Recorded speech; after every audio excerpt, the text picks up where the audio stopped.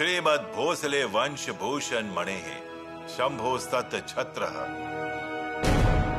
स्वानंदया सदा भवे चिता कीर्तये प्रसादाया च। अर्थात भोसले घराने के सबसे सर्वप्रिय ऐसे शंभू राजा के आनंद के लिए ये ग्रंथ वजह बने और उन्हें हमेशा शाश्वत कीर्ति प्राप्त हो।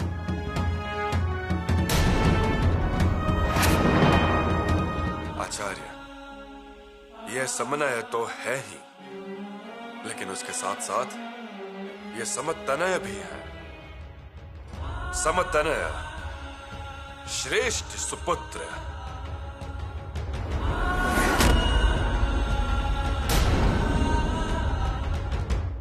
जंगल में खोया हुआ बछड़ा भी हार नहीं मानता है, और ये तो हमारा बेटा है। और अब से मैं ऐसी चीजें बर्दाश्त नहीं करूंगा। आपको इसे ध्यान में रखना है। परंतु हमारी ममता अंधा है, और अंधी माँ का प्यार दूसरे रूप में जहर बन जाता है, और ये आपको पता है।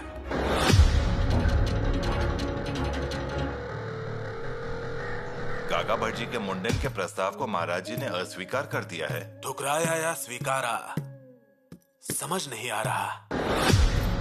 मतलब मुंडन के प्रस्ताव का फैसला अभी तक नहीं हुआ है।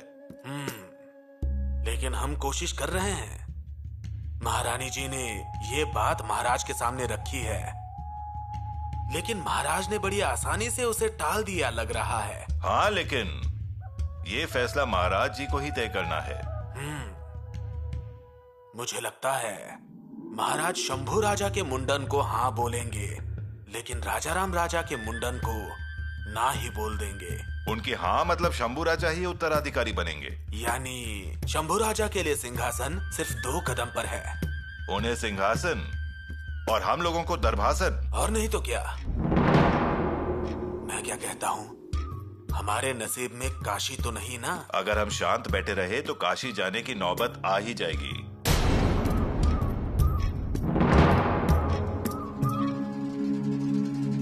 लेकिन हम शांत नहीं बैठेंगे।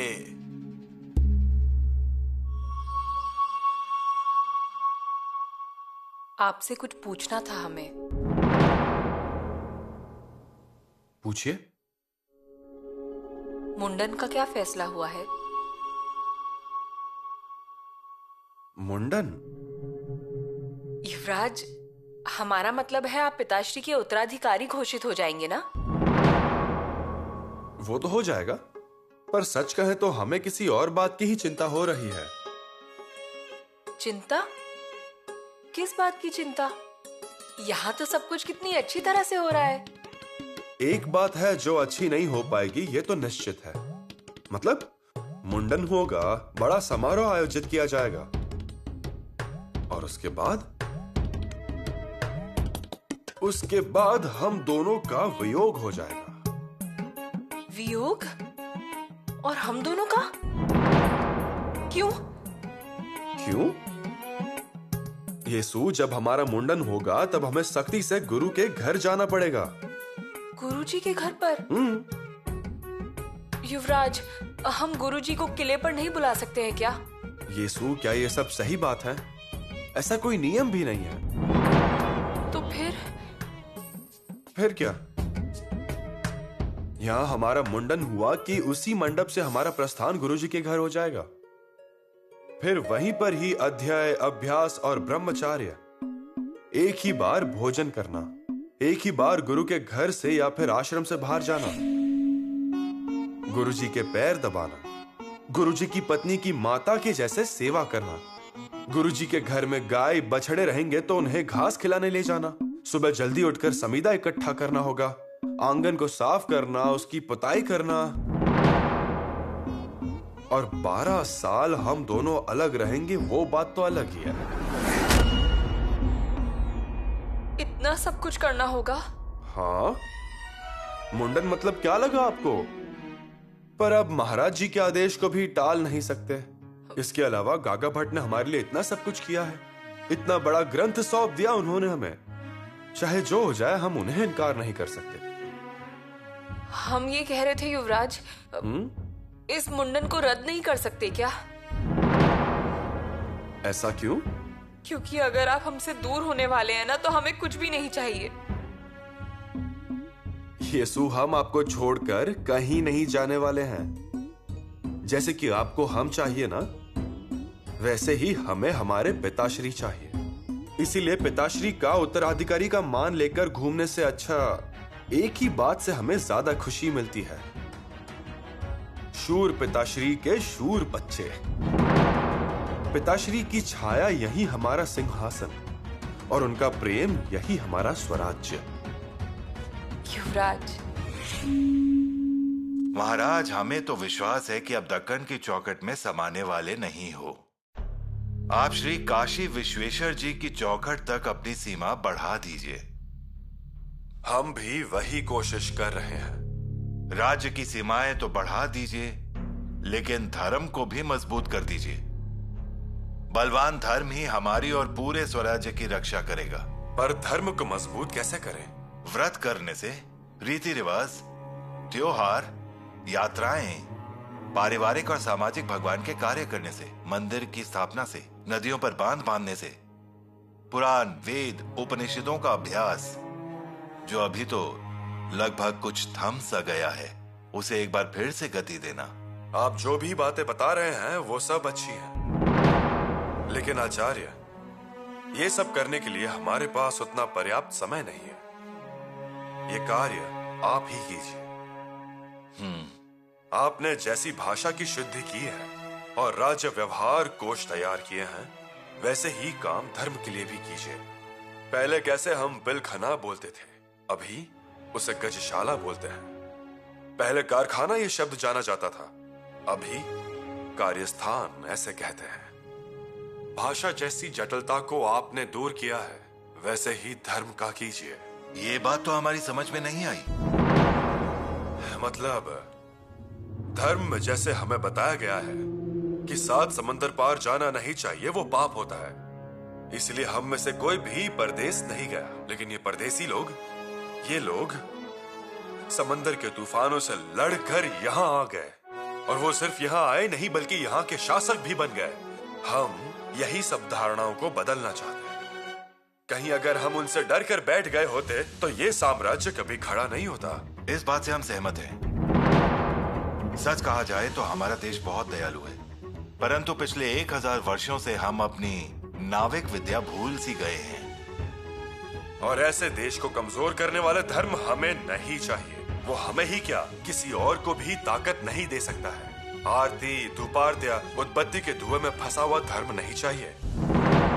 तलवार की चमकती हुई तेज धार की तरह धर्म चाहिए हमें। और आचार्य, ये काम आपका है। परंतु महाराज जी। आचार्य, हमें हर एक गांव में पानी के तालाब बांधने हैं, पंघट को शुद्ध करना है।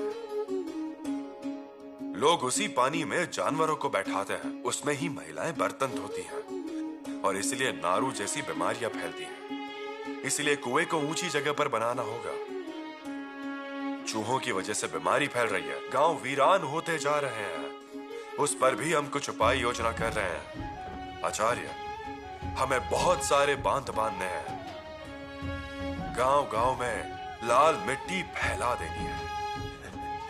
हमारे स्वराज्य का हर एक व्यक्ति पेट भर के खाना खाए, यही इच्छा है। माता श्री ने उस समय लोगों को जगह दी, कुएं बनाए, खेत में चलाने के लिए हल दिए, व्यापार के लिए ब्याज मुक्त पूंजीपति जुटकार दी। अभी इन्हीं सभी बातों पर अधिक ध्यान देकर इन्हें अधिक सक्षम और अधिक मजबूत करना होगा। हमारे किसान खेत में जाते वक्त और वहां से लौटते वक्त गीत गाते हुए लौटे, ये हम चाहते हैं। उस पल का हमें गौरव है। खेत से आंगन और आंगन से घर पर आएगा, तब भी वो खुश ही रहेगा, और तब ही तलवार को मजबूती से पकड़ा जाएगा। हमें अब वो धर्म चाहिए। ये बात भी सच है। एक और जरूरी बात है, गरीब और शूद्र, ये दोनों शब्द हमें पसंद नहीं। शूद्र को शूद्र कहकर छेड़ना और उसी समय वो अकबर को महाबली है इसलिए उसके पैर को छू के पानी पीना, ये बात हमें पसंद नहीं आई। ये ऐसा रवैया, ऐसे विचार, धर्मकांड करना, पुराने रीति रिवाज, गलत परंपराएं हमारे धर्म से निकालकर फेंक देनी चाहिए। और ये कार्य आपका है। अलग भगवान, अलग प्रार्थना, अलग जात पात और इसी वजह से अलग विचारधारा। हम लोग एक दूसरे को अलग समझते हैं और इसीलिए हम ये भिन्नता दूर करना चाहते हैं। आचार्य, इसीलिए हम हमारे सरदार सैनिकों को मावले कहकर पुकारते हैं, स्वराज्य के मावले। हम छत्रपति हैं लेकिन उससे पहले हम एक सैनिक हैं। मावला इस शब्द में ही कितनी समानता है। हमने बाल राजा के मुंडन के बारे में बात की। एक ही साथ दोनों काम हो जाते, बस इतना ही हमारा उद्देश्य था। तो फिर क्या कहा महाराज ने? महाराज ने कहा, हम बाल राजा के लिए अधिक चिंतित रहते हैं। अब मुझे आप ही बताइए, बाल राजा का मुंडन करा दीजिए, इसमें हमने गलत क्या कहा? आपने कुछ भी गलत नहीं कहा है और आप चिंता मत कीजिए। महाराज और गागा भट्ट बात कर रहे हैं ना, वो उचित फैसला ही करेंगे। तो क्या बाल राजा का मुंडन होगा? जी हाँ, महाराज ने आपसे स्पष्ट रूप से भले ही ना कहा हो, फिर भी गागा भट्ट को वो 2 मुंडन करने के लिए बोल देंगे। फिर तो जैसे भगवान ही प्रसन्न होंगे। सब कुछ ठीक हो जाएगा। और मान लीजिए वो भूल भी गए या फैसला नहीं लिया गया, तो हम खुद ही बोल देंगे महाराज को कि मुंडन करवा दीजिए। मतलब आपको भी हमारी बात सही लगी ना? बिल्कुल। तो हम सारी जिम्मेदारी आप पर सौंपते हैं। बस चिंता इसी बात की है कि बोलिए ना बड़ी रानी साहिबा। चिंता बस इसी बात की है कि बाल राजा को नजरअंदाज ना किया जाए। ऐसा कुछ भी नहीं होने वाला। उल्टा शंभू राजा का मुंडन देर से हुआ, फिर भी बाल राजा का मुंडन जल्दी हो जाए। सोयरा रानी, ये आभूषण देखिए, बहुत ही खूबसूरत है। कल के मुंडन में पहनिए, बहुत सुंदर दिखेगा आप पर।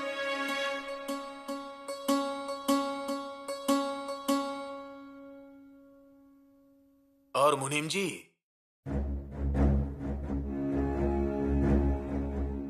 कौन सा हिसाब कर रहे हैं? हमारे मुहिम की छानबीन तो नहीं कर रहे हैं ना? नहीं नहीं नहीं, ये राज्याभिषेक के समय की सूचियां हैं, जमा खर्च की। जमा खर्च दिखाइए।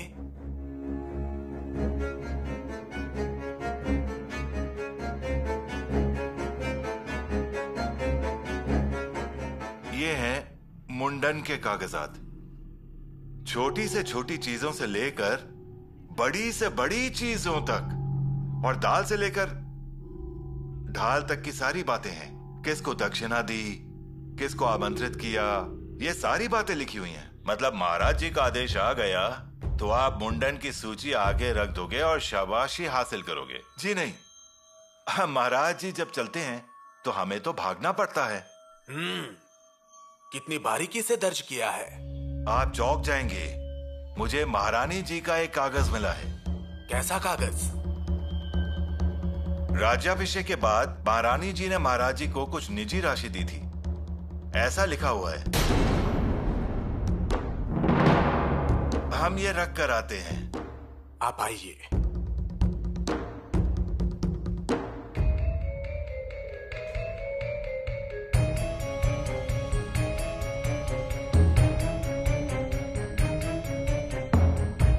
क्या हुआ है?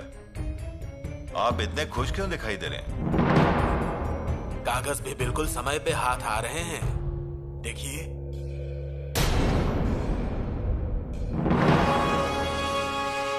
महाराज जी, आपका विचार निश्चित रूप से समय को चीरकर आगे जाएगा, परंतु इस बात के लिए प्रथम स्थान भगवान का है।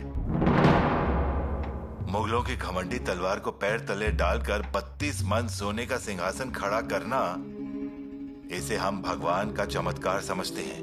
परंतु आचार्य, एक सवाल पूछें? अवश्य।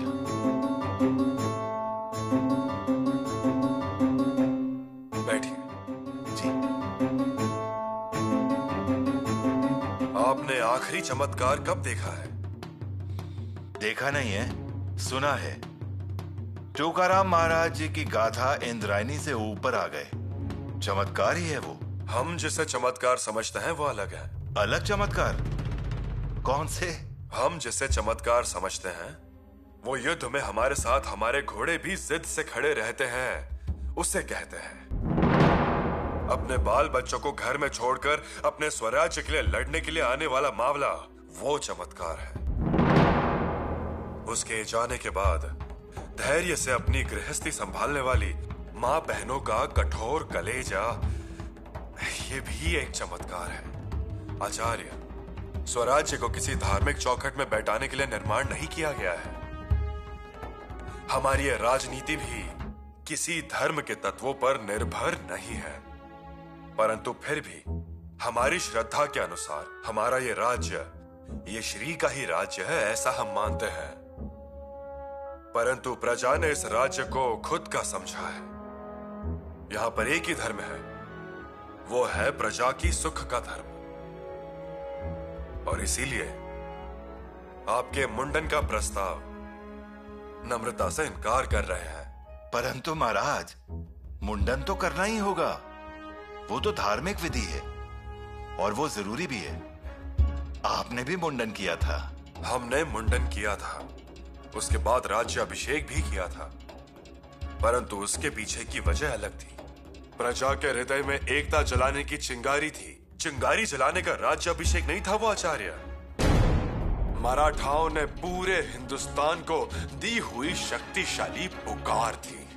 मतलब मुंडन होगा कि नहीं? माफ कर दीजिए आचार्य, परंतु अभी उन बातों की जरूरत नहीं है। राज्याभिषेक में जितना खर्चा होगा उससे अगर प्रजा के कल्याण के लिए खर्च करें तो स्वराज्य के लोग, उनका मनोबल सब कुछ शक्तिशाली हो जाएगा। परंतु महाराज, हमारा तब भी विरोध ही था, परंतु रानी मां की वैसी जिद थी।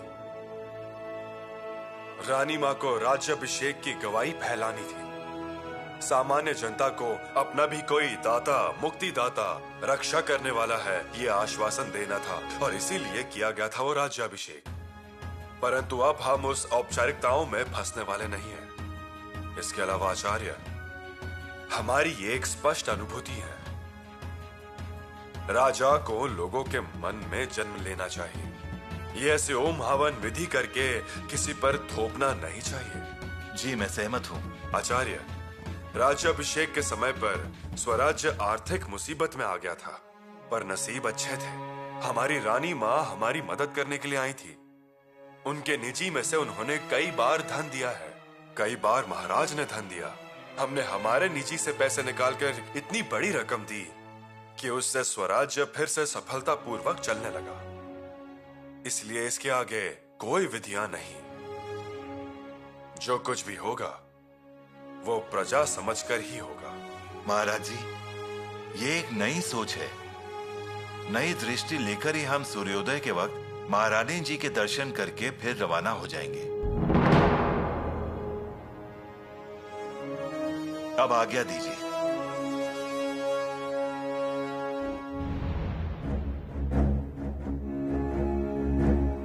प्रणाम महारानी जी। बोलिए पंत, दरबार में कोई निर्णय हुआ? क्या निर्णय हुआ? निर्णय अभी तक तय नहीं हुआ है। महारानी जी, मुझे आज्ञा दीजिए। हाँ? ये कागज दिखाने के पीछे हमारा उद्देश्य एक ही था, और वो था बाल राजा का कल्याण। रानी माँ कितनी चौकन्नी थी और अब आपको कितना चौकन्ना रहना होगा, यही बताने के लिए ये कागज आपको दिखाया। बाकी मेरा उद्देश्य और कोई नहीं। मानते हैं, लेकिन महाराज ने कहा है कि वो उचित निर्णय लेंगे। महाराज हैं वो, उनके निर्णय योग्य ही होते हैं, लेकिन राजपाट की व्यस्तता में बाल राजे को ना भूलें, ऐसा लगता है। महाराज बाल राजा को बिल्कुल भी नहीं भूलते और शंभू राजा उन्हें एक पल भी नहीं छोड़ते। मेरे कहने का मतलब वो नहीं था, वो उनकी जगह पर बिल्कुल सही हैं, लेकिन आपको माँ के तौर पर चौकन्ना रहना होगा।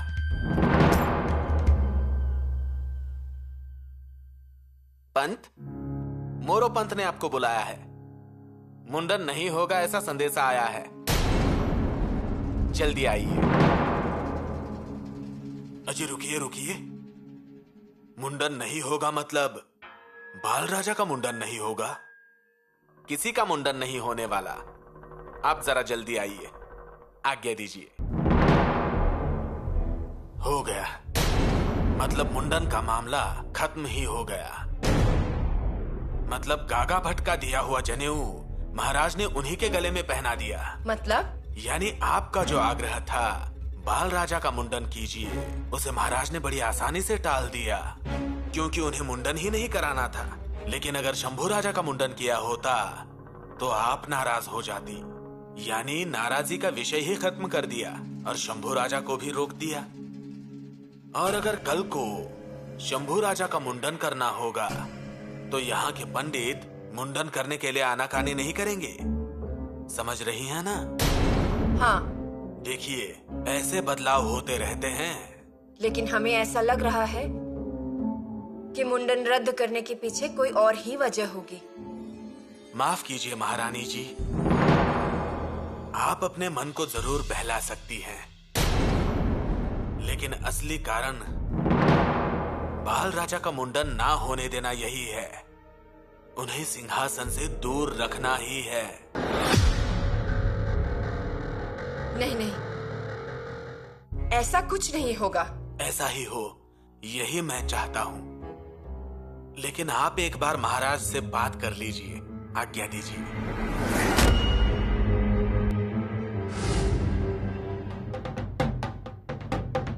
फिर आगे क्या हुआ?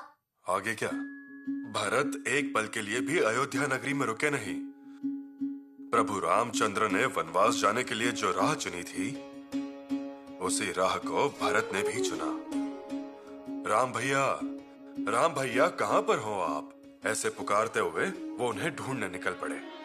जंगलों में, वन में, सब जगह ढूंढा और आखिरकार उन दोनों का मिलाप हो गया।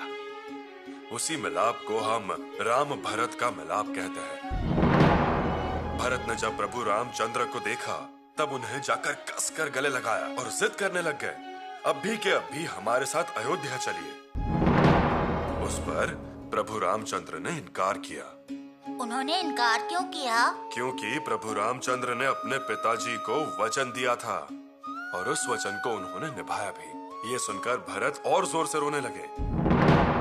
तब भरत को समझाते हुए प्रभु रामचंद्र ने कहा, आप ही सिंहासन पर बैठिए। उस पर भरत ने क्या कहा मालूम है आपको? भरत ने कहा, नहीं भैया, वो अधिकार आपका है और सम्मान आपका है। अगर आप हमारे साथ नहीं आना चाहते हो तो आपके जूते हमें दे दीजिए। हम आपके जूते को सिंहासन पर रखेंगे और राज्य को चलाएंगे। इतना प्रेम था राम जी और भरत जी में? इतना प्यार था। और फिर उसके बाद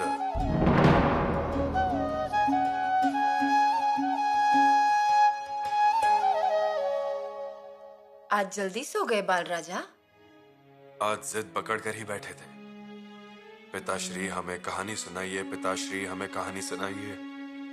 तो कौन सी कहानी सुनाई आपने बाल राजा को? राम भरत मिलाप की। उन्हें बताया कैसे भरत ने वनवास में जाकर राम जी के जूतों को लाया और उन जूतों को सिंहासन पर रखकर राज्य को चलाया। कितने गौर से सुन रहे थे। आपने कहानी सुनाई है, अच्छा ही किया। लेकिन सुनाने के लिए और भी कई कहानियां थी।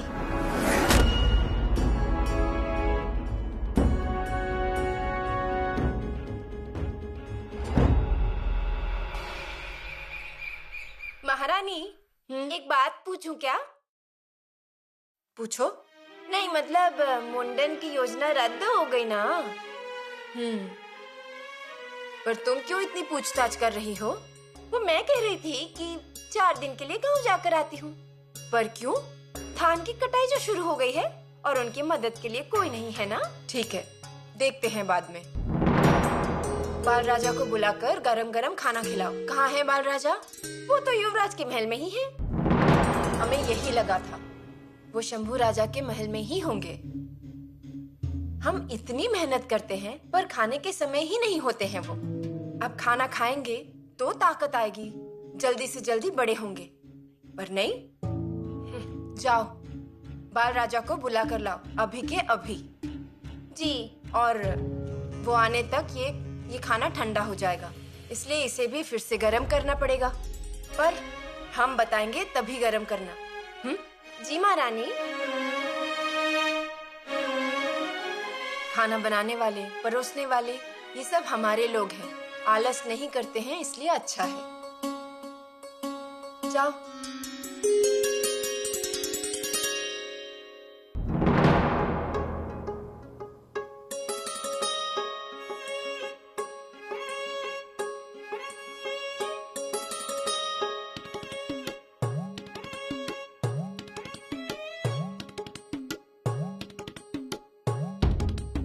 चंपा,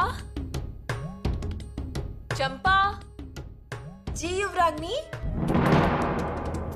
हमारी बात सुनिए, युवराज जल्द ही किले से आने वाले हैं। जी। रुकिए, सुन तो लीजिए। वो आ गए तो ज्यादा देर रुकेंगे नहीं, इसलिए एक काम कीजिए, गर्मा गर्म सेवई की कटोरी लेकर आइए, गुड़ और दूध डालकर। जी।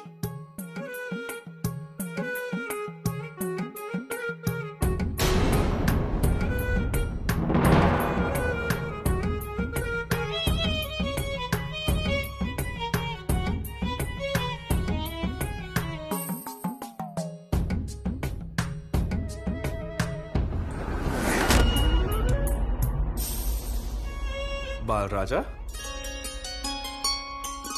हमारे जूते लेकर कहां जा रहे हैं आप? हमें दीजिए। ये हमें चाहिए। पर क्यों? और जूते ही क्यों चाहिए? और कुछ ले लीजिए, तलवार लीजिए, भाला लीजिए, ढाल लीजिए। नहीं, हमें जूते ही चाहिए। इसे यहाँ पर रखिए। आइए।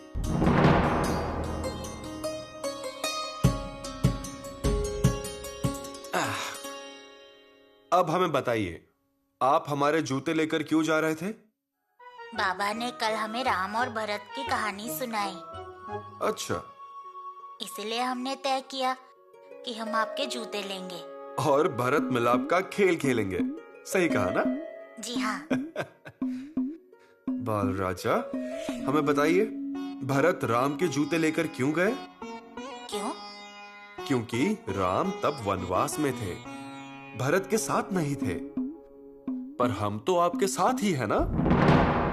हाँ, ये तो हमने सोचा ही नहीं। आ गए आप? हम कब से आपकी राह देख रहे थे। चंपा,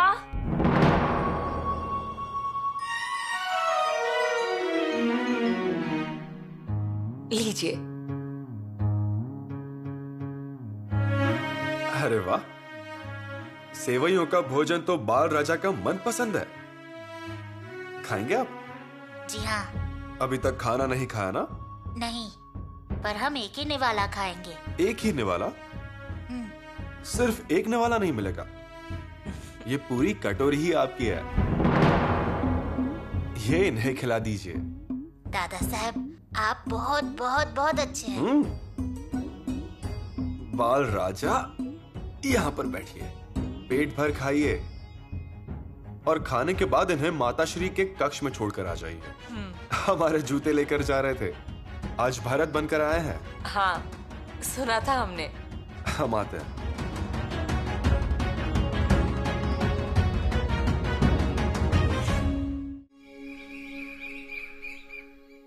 प्रणाम महारानी। बाल राजा आ गए, साथ में युवराग्नि भी हैं।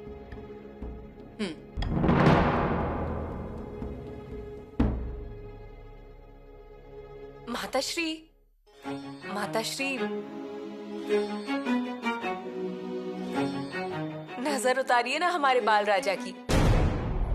नजर उतारे?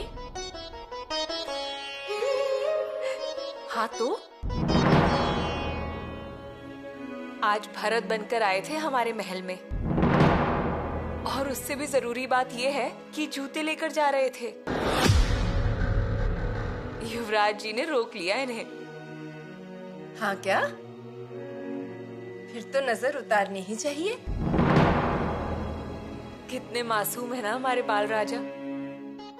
इनकी लीलाएं देखकर ऐसा लगता है जैसे साक्षात कृष्ण भगवान खेल रहे हैं हमारे महल में। वो तो है ही कृष्णा जी,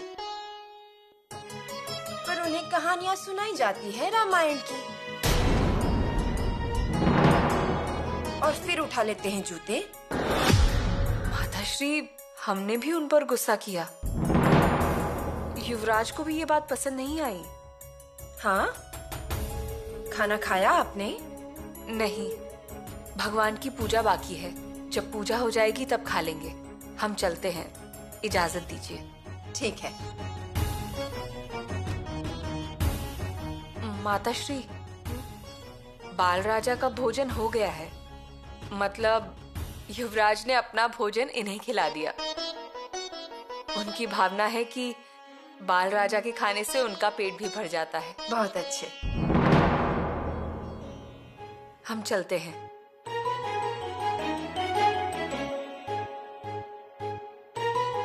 माताश्री, बाल राजा, क्या है ये सब? आपने उनके जूते क्यों उठाए? कल हमें बाबा ने भरत मिलाप की कहानी सुनाई और हमें वो बहुत अच्छी लगी, इसलिए आपने ऐसा किया?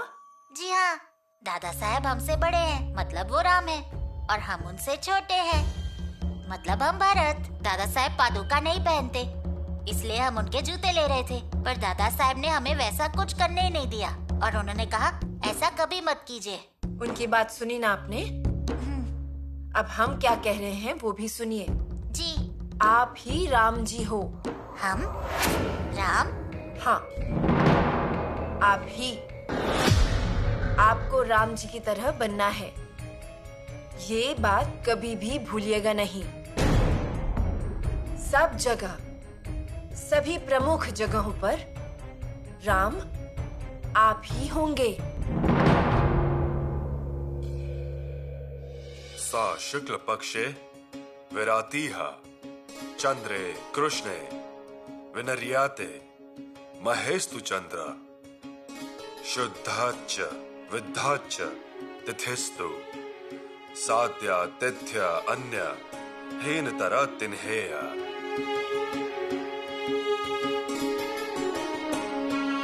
आइए महारानी जी। महाराज के हाथों से ग्रंथ कभी छूटे ही नहीं।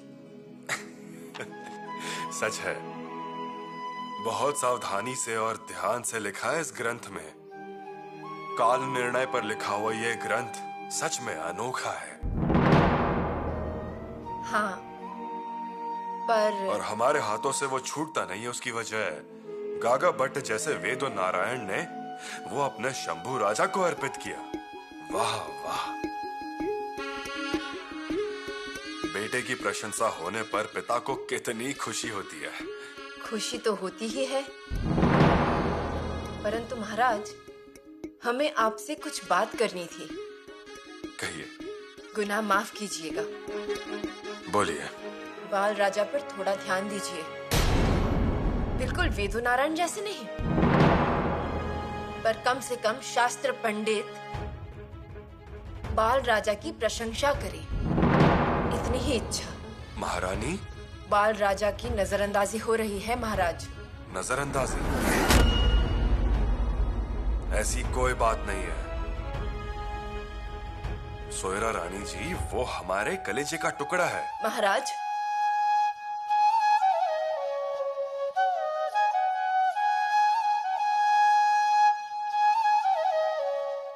कल आपने उन्हें राम भरत के मिलाप की कहानी सुनाई। हाँ।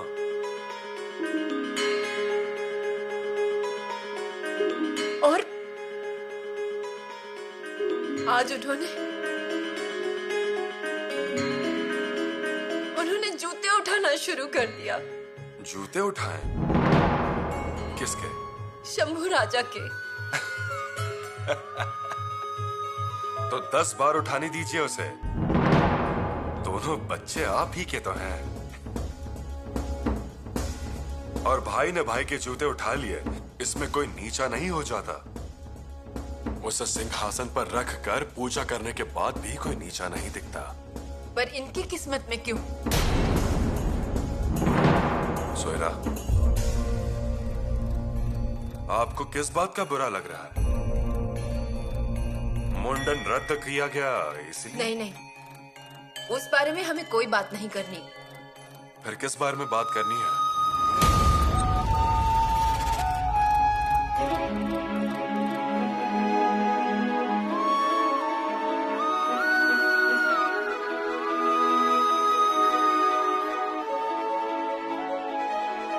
इस कागज को देखिए।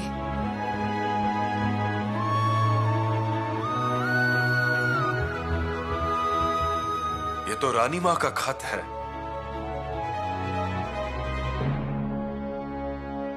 आप इसे खत कह सकते हैं,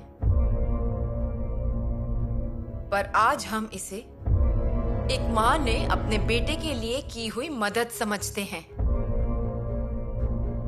और इस मदद के कारण ही स्वराज्य संकट से बच गया था।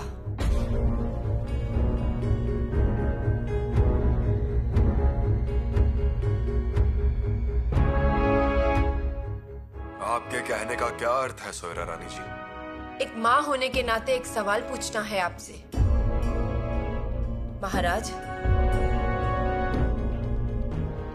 हमारे पुत्र के लिए क्या है? खामोश!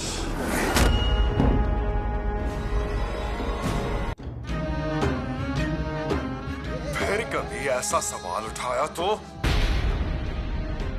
और आपकी हिम्मत कैसे हुई ऐसा कहने की? रानी जी, आप रायगढ़ पर खड़ी हैं, इस बात को याद रखिए। महाराज माफ कर दीजिए, हमने हमारे पुत्र की चिंता के कारण ही। तो फिर हम किस लिए हैं? आज हमारे स्वराज्य में 350 किले हैं।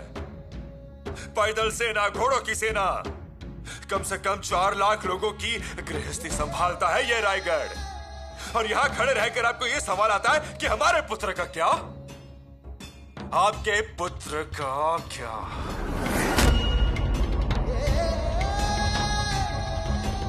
देखना चाहती हैं? आइए।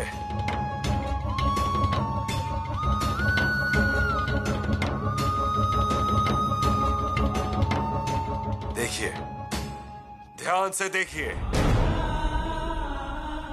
दिनकर्तना येन तेन गागाभिव विबुधेन निरीक्ष सैन्य बंधास्त रघुवर कृपया मुना निभातः समयनयः सुख में तू राजा रामः। स्वयं शंभू राजा ने महाराज की जिद पूरी करने के लिए खुद के नाम को मिटाकर अपने छोटे भाई का नाम लिख दिया है। अब पूछिए सवाल, हमारे पुत्र का क्या?